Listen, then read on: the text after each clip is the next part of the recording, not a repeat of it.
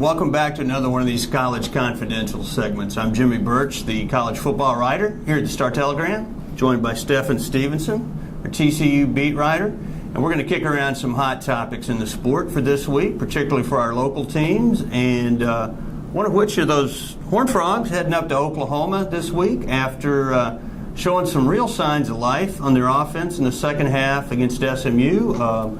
What I saw, they finally got some big contributions from wide receiver Juwan Story, notable transfer from Florida, who had been battling some injuries. And that'd be a great thing to continue forward. But, Stephen, what else can they do?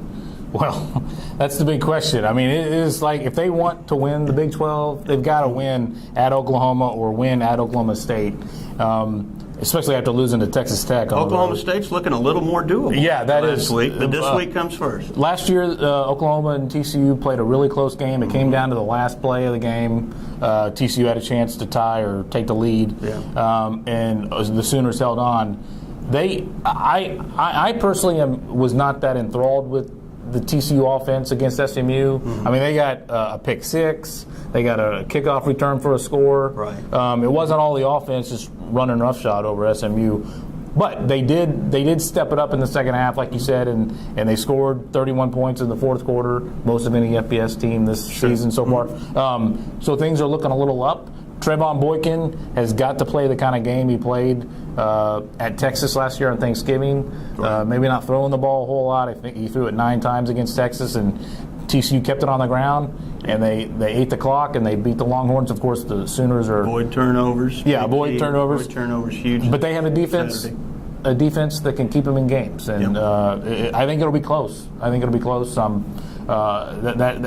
It's the most interesting game of the year for TCU, I think. I think it's the most critical one, no doubt. Particularly, and way more so than the fact that it's just the next one. And critical times, nothing more critical than the next 8 or 10 days at Texas, leading into that Red River rivalry.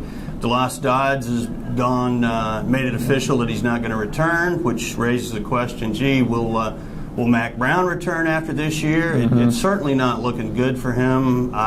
Even if they run the table and win the Big 12, when you got Earl Campbell against you at a school like that, it's hard to overcome that. The fans are turning. It's going to be an interesting times down there. There is no bigger fan in the world of Earl Campbell than myself. He's my all-time favorite. Sure. But I cringed a little bit when I saw those comments. Yeah, It's the nature of the business. Mack Brown understands it. And, sure. One question I wondered was how important, or how was DeLoss Dodds' timing affected by the thing at USC with them changing coaches? Well, I think it all works together. In my estimation, that announcement could have held till December, if not for some of Earl's comments, some of the timing of the USC thing. It'll be interesting to see what comes down there. Obviously, Texas will go for a high-profile AD soon. Tom Jurich, whomever. The coaches will come later, but we're looking for probably to see change down there by the end of the year, and it's way too early to throw any names out that are meaningful in terms of candidates. I do think the Nick Saban talk is probably a little bit unrealistic. I don't really see Nick relocating, but Texas has enough money to go after anybody, and if Nick's interested in $8 or $10 million a year, perhaps they can turn his head. People turning heads. You got, Baylor has turned a lot of heads, and they're undefeated, and Oklahoma's undefeated. Who can run the table in the Big 12 this year, if anybody?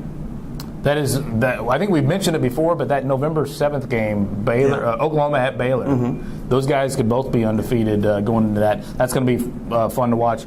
Baylor hosting West Virginia Saturday is a big test for Baylor. They've been putting up crazy numbers offensively, and West Virginia apparently has a better defense from what we've seen. So that'll be fun to watch. But you'll be at a big game Saturday at AT&T Stadium. Yeah, Notre Dame is coming to town, playing Arizona State. Really kind of a classic offense versus defense type of showdown. Notre Dame struggled a little on defense this year compared to what they did a year ago with that dominant unit, but they still got four guys: Bennett Jackson, Prince Shimbo, Stephen Tuitt, Lewis Nix, that are all, NFL-bound defenders, and it's going to be hard to slow down that Arizona State offense, though, isn't it? Yeah, Arizona State's playing well. Their running back, Marion Grice, leads the nation with 12 touchdowns. They got away with one against Wisconsin thanks to a crazy call. They sure did. But who cares now? I mean, it's still a win in the book, win. Isn't it? Yeah. I'll be interested to see how many people show up there. I've heard it's sold out at AT&T Stadium. It's an interesting matchup, these two teams. So do you like to win that one? Coin flip? I'm going to go with Arizona State with the upset. Well, I guess that's not an upset, is it? I'm not sure. I'll go with Notre Dame just to be different. I really think it's a coin flip game, and hope everybody who's in town for that one enjoys it. And if watch us on, thanks for watching us, and check us out on StarTelegram.com, and have a great week.